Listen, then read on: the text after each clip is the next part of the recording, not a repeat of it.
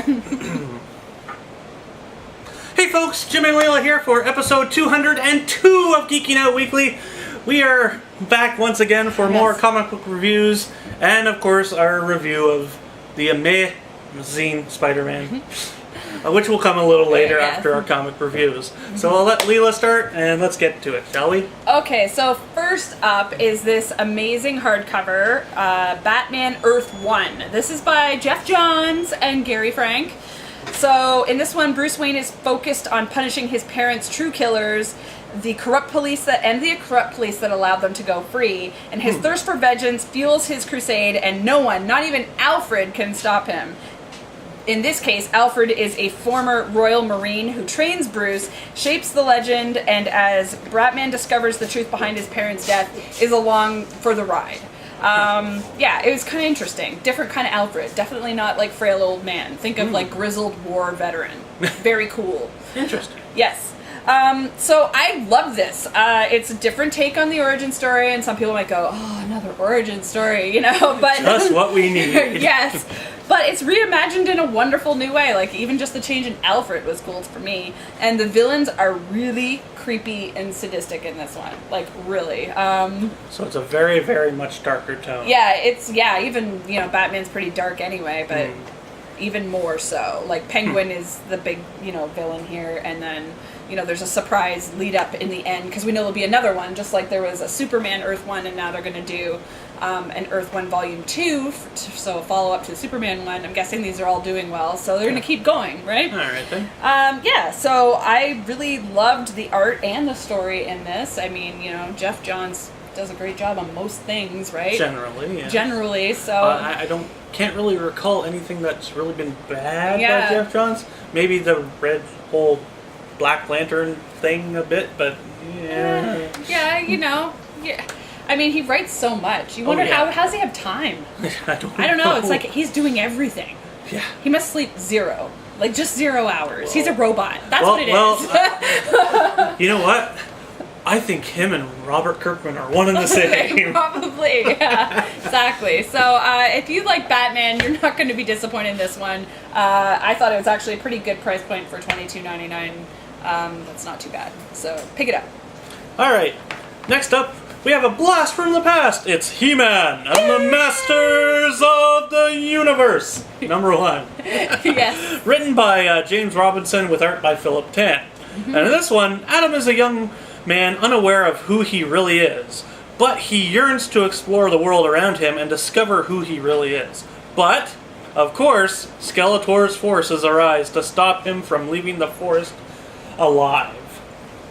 So this is like he doesn't really know that he's He-Man. He doesn't know. I think what's happened is that Skeletor has won and has wiped the memory from Prince Adam, so he doesn't know who he is. He's just like some kid woodsman in the woods now, taking care of an old man who might be Prince Randor. But he doesn't know who he is. He all of a sudden gets these dreams of his possible past as He-Man and everything, and so he has to explore.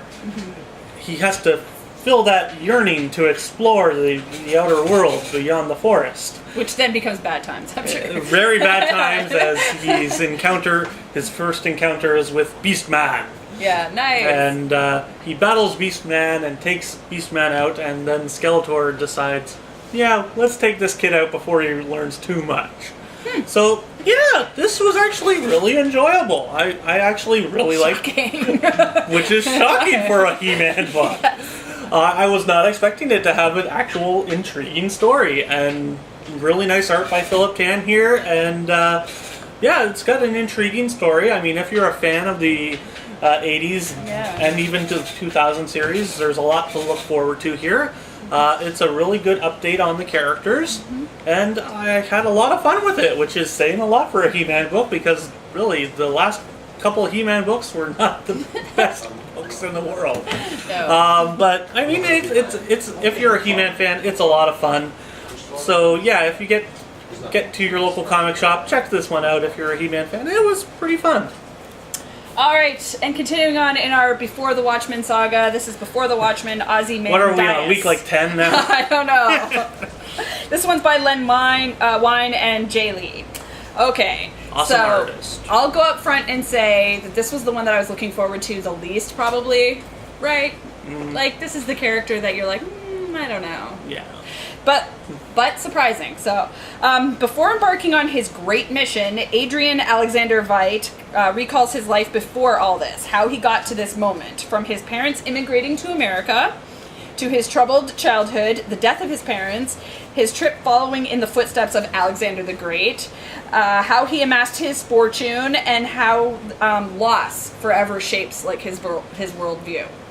So this actually made me care about this character, I gotta say. Well, that's pretty amazing because really you did not care for that character throughout the entire series or the movie because you don't learn anything about him. Not really. He's like kind of this mystery. And considering how bad last week's Night Owl was, I guess that's a good return to form. Yeah, I mean, I was pleasantly surprised. Lee's art is beautiful. Like, if you are looking at the reading the Dark Tower books at all, same artist and the same great art. And Wine, like I said, made a character that I actually care about and I'm interested in how he grew to be this way. It was really kind of touching. So, wow, well done. I was surprised. Not the worst one, and I thought it would be. So, there you go, Watchmen fans. This one was actually a really good read. All right, next up, we have Hero Worship, #1, written by Zach Penn and Scott Murphy with art by Michael Dipscale. In this one, Zenith is a world-renowned hero and celebrity with legions of adoring fans. But what happens when one of those fans starts getting superpowers of his own and is set on a collision course with the world's hero? Cool. All right, so this is another superhero book. Man, I'm reading a lot of these lately. Yes, but, Zach Penn, right? Zach Penn, co-writer of, a little movie called The Avengers. So yeah, if you're a fan of The Avengers, you're probably going to enjoy this. Yeah. This has a lot of really good character development. This has a lot of beautiful art. It is just one of the very different. really, really good books that has hit the shelves lately.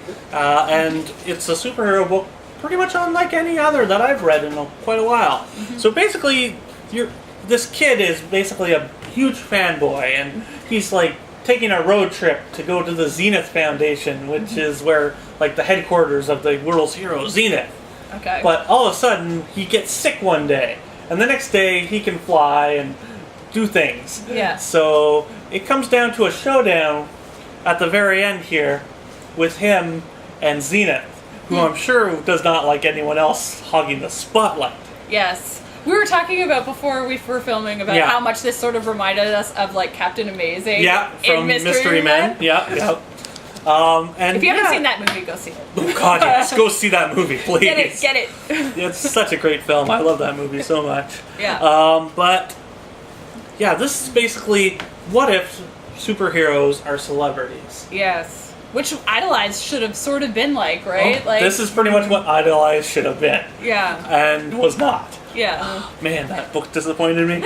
Anyway, this is really well written, really beautifully drawn. Yeah. This is a really nice surprise from Avatar here, which is considering another surprise.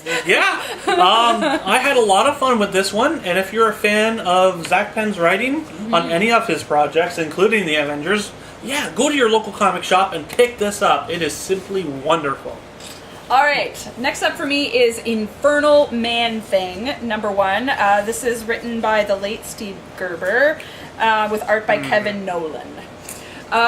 So finally, this is one of those like projects that was on the back burner forever, and then after Steve Gerber passed, they went back and finished it.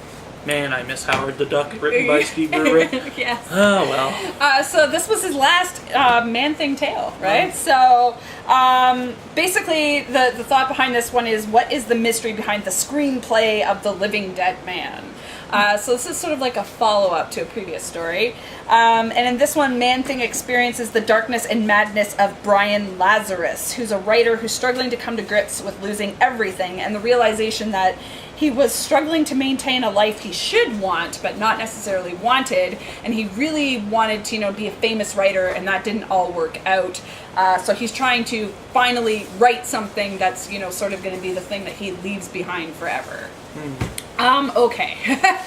It's the art stuff is beautiful. It's all painted. Okay. Which is why it took a long time when the project was originally started, because each page was taking so long to do, and then Nolan had to do other projects in between. Yeah. So it's very beautiful to look at, especially in some of the more surreal scenes where Man-Thing is like interpreting emotion and then showing it in a different way. It's kind of trippy. Yeah. But this it's a Man-Thing book. It's a Man-Thing book. It's very odd. A lot of those books were very trippy and yeah. But they were generally always fun. Yeah, I mean, this one, though, is weird, though. It's a lot darker. Like, it's kind of very depressing, at least in number 1.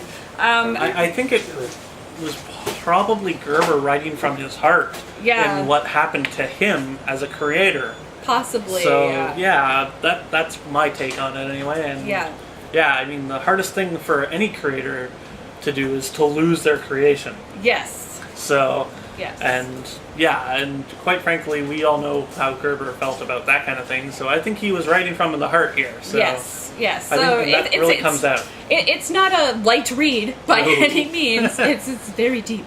And I actually had to read it more than once. And after the first time, I was like, "What? What did I just read?" I had to go back. And they do have. In bonus material, they have like the original story that this is like a sequel to, right? So, or at least part of it, you get the rest of it in number 2 because it's gonna be a 3-issue thing. So it's cool that you get that backup for a $3.99 price point. That's pretty cool. But overall, like, I don't know how highly I can recommend it because it's not for everybody. Certainly not. No, if you like a really like cerebral comic book, something that's really going to make you think, then this is for you. If you are just looking for sort of like a light, easy read, it's not for you. But overall, I really enjoyed it. And like I said, beautiful to look at. And Steve Gerber's last story for Man-Thing, so worth checking out. All right, and last and certainly not least this week is our viewer send-in of the week, Crossroads, number 1, written by Dino Caruso with art by Paul Quinn. And this one, a young man recalls the choices of his life that didn't always go according to plan and the one that determined how the rest of his life goes, as well as the emotional crossroads his decisions have that make him unable to go back. So, yeah, this is your very typical, atypical, as it were, story about a man and his relationships. So, in this one, it's basically the man recounting his tales of how he met his love and then his other love and how his career and whatnot went along as he went into his business and stuff like that. So yeah, it's an interesting tale. Slice of life kind of. Oh, very much slice of life book, yes. Okay. The art by Paul Quinn is simplistic but very well done. And the story by Dino Caruso is very compelling. You get a really nice feel for these characters as the story goes on, and I quite enjoyed it. So I've always been a fan of a good slice of life comic, and there's not enough of them these days. Yeah. There's really not. I mean, everything's very action oriented. Oh yeah, right? yeah. So it's really nice to see a nice, good old fashioned slice of life comic again, and this one's a very good one. So if you get a chance, go to the link below and check this one out. It's a lot of fun. All right, so Spider-Man. Okay. We're going to go a little bit of old school Siskel and Ebert on this one. I was not horribly impressed. Okay. I still enjoyed it. Yeah. But there's nothing really different or new about it for me. I absolutely, again, as I've been stated over the last while, I absolutely hated the design of the lizard. I know it's the face. I know it's a callback to the original 60s comics and everything, but it's just very odd and does not work for me. It kind of reminded me of that terrible Lost in Space film with Gary Oldman's CG'd face. It was just terrible, but... See, to me, I think they're righting a lot of wrongs here. They are. No, I agree. I very much enjoyed the film because finally we're seeing the lizard, which is what Spider-Man 3 should have been. Yeah, we only went like 6 years without Lizard. And we're not blaming Sam Raimi. No, that's all Sony's fault. That's Sony's fault. I can only assume that since we had Kurt Connors in all of the movies that he was building towards that. Yep. Who knows what happened. But so a couple things that we can both agree on. Andrew Garfield, better than Tobey Maguire. He's very quippy, which is good. They could have been the writing. Yeah. Maybe Toby didn't get, the Spider-Man stuff that we really enjoyed about this. Yeah. But like you can see even from the trailers where he's like, "Oh, you found my weakness, tiny knives," that whole scene is hilarious. That's all like quippy Spider-Man. And I wish quippy. that had continued on though later. Like they did cut it short. Like halfway through the movie, it was like he got serious. Yeah, but just got downplayed. And really, it didn't work after a while. I just wish they kept that going. More of that. I liked that everything happened, and there was a real emotional core to it. Absolutely. And things just happen. Spoiler: Uncle Ben dies. Woo! But they don't focus in on that. I thought Martin Sheen was good as Uncle Ben. As did I. Yeah. It was not a bad film. No. I quite enjoyed it still. Emma Stone was excellent. I love that her design and the costume designed by Kim Barrett. I looked it up. Yeah. Who also did Green Hornet and the Matrix movies and Romeo and Juliet. I love the '60s throwback design for Gwen. Yeah. I mean, the knee-high socks. The knee-high socks, man. The knee-high socks. But basically, she was a '60s character in the middle of a high school filled with non-60 stuff. Non-60 stuff. It was pretty funny. Yes, but I did like the overall costume design, even for the lizard and like while Lizard was Lizard and all of that stuff. It was good. I mean, there was a lot of stuff to like, but Rhys Ifans was excellent as Dr. Connors. He was perfect. I really enjoyed him. Where the film failed a bit was a lot of the schlocky stuff. Yeah, there was one part that I went, ooh. Yeah. Now this is that was more or less, I think, a throwback to the original series. To New Yorkers wanting to help Spider-Man after he helps them and stuff. But it was a bit cornball. It was very, very cornball, and I just don't think it had a place in the film. Yeah. Now, overall, it is a good film. Yes. I'm not going to judge it on that, but like I said, it goes over a lot of ground that we already know. But I thought they did it pretty quickly. I mean, they did. They did the origin thing pretty quickly. Like, even getting past, like you said, Uncle Ben dies, but it's not like a whole. It doesn't stop the movie. No, it just happens. It and happens, that's done. and then he deals with the emotional effects of it, and in a way that a teenager would. They show that in the scenes at the school with Flash Thompson and all that. And I thought that was enough. I thought that worked. Yes. Yeah. And I like that it was just. It happened. It's done. Yes. And that's how it should have happened. One complaint that I read online was that they didn't like the original music in this movie, like by James Horner. They said that compared it was very underplayed. Yes, but like compared to the other Spider-Man movie where it had like a very noticeable, memorable theme. Yeah. This one sort of didn't, but I don't know. I mean. I loved the Coldplay training montage bit because I thought that was awesome. But there was a lot of stuff to like, but as I said, there was a lot of stuff that just kind of flopped. Yeah. For me, and I won't go too much into it. But stay overall, for the extra scene in the credits. Yeah. There's an extra scene during the credits, and then you can go. There's not one at the very end. There's not like Avengers where you had to stay for 2. Yeah. There's one and out. Yeah. So. But overall, no spoilers for that one. Overall, it was a good film. It just wasn't perfect. So I give it 2.5, 3 stars out of 5. I liked it. I give it like a 4. I really liked it. So there you go. Okay. So that's it for this episode. We will see you next week.